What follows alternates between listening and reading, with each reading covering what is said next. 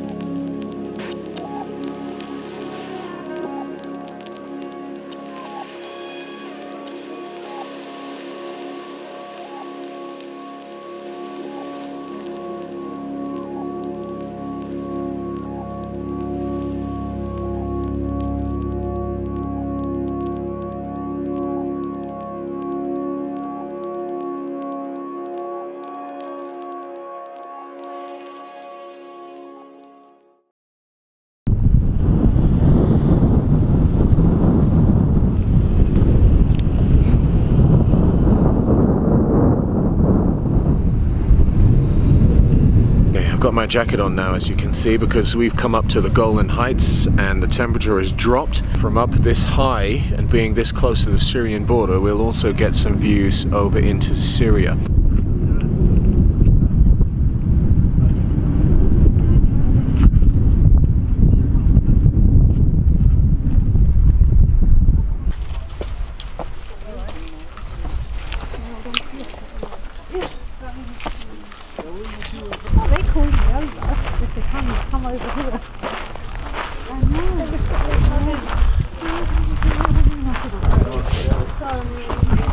Mount Hermon is divided between Israel and Syria. Oh really? Abandoned, yeah.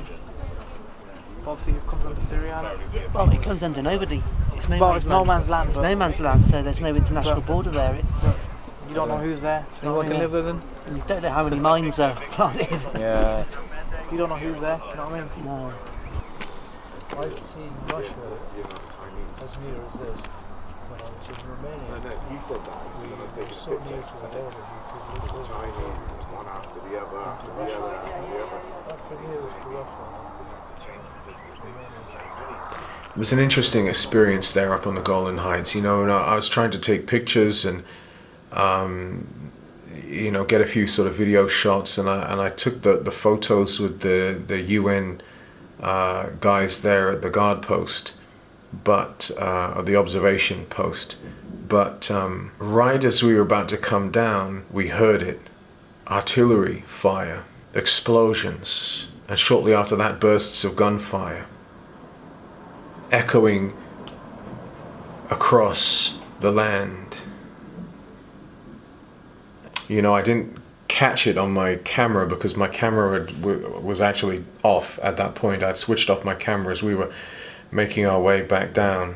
And I was glad that I hadn't, because as I thought about it, you know, getting those kinds of sounds on video may make for a great video clip or a dramatic video clip, but those sounds also mean somebody may be dying.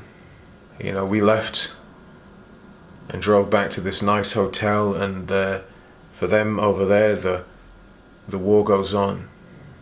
This land is beautiful. This land is beautiful. But just beyond its borders, there is horror. May God help us all.